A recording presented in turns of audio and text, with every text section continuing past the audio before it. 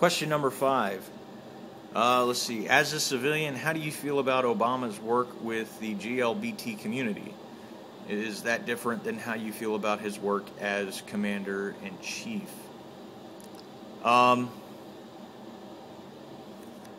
Honestly, I haven't served under him as Commander-in-Chief, so I'm not quite sure how I feel about him. I mean, that would be kind of an unfair judgment for me to make, since, I have seen him make visits to the troops, and I have seen him show encouragement and appreciation for people who are in uniform and serving their country. But honestly, I can't speak to his ability as actual Commander-in-Chief, since I've been a civilian and up until this summer had kind of stopped paying attention to the military. But do I feel like that he's been working with the LGBT community?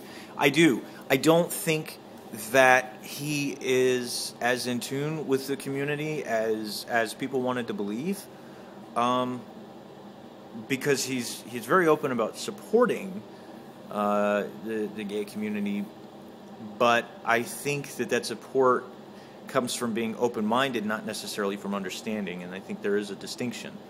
I think that, like a lot of straight people who are still kind of figuring out how the whole gay thing works in society, he doesn't want to rush to judgment and shut us down, but he doesn't want to just automatically be open and accepting of everything. And I don't mean that in a negative way. I mean, he takes that approach on everything he does.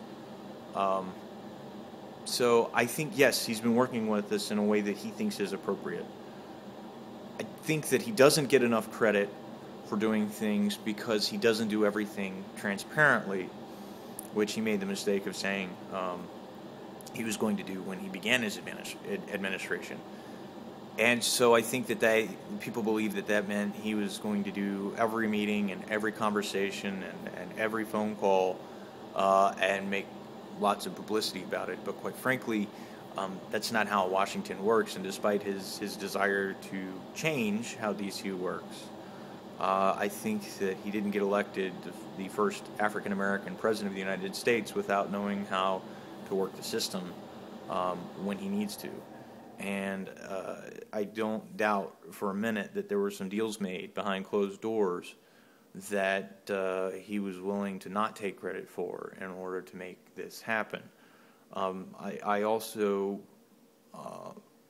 believe that Don't Ask, Don't Tell repeal was a perfect storm of gay activism, and without his support, it would have been a missing piece from that perfect storm. Without the support of the Congress and the Senate, that would have been a missing piece. Without support of and the lawsuit from Log Cabin Republican and their decision from Judge Phillips, that would have been a missing piece from that perfect storm. So I think that what we had everything come together at the right time in order to pass this bill. Because as if you've seen any of the testimony, President Obama made it clear to Chairman Mullen that he wanted this policy gone. And they went before Congress and knew that that's what he wanted and voiced their own support and knew that he would sign the repeal bill if it was put on his desk.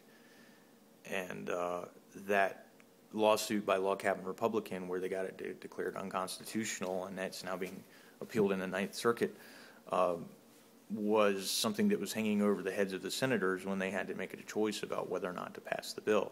So, I mean, it was a multitude of factors, and without Obama's support, that would have been a missing piece. Because if he wasn't willing to sign it, it would have been easy for everybody to say, well, if the president doesn't support the repeal, then we don't need to bother with it.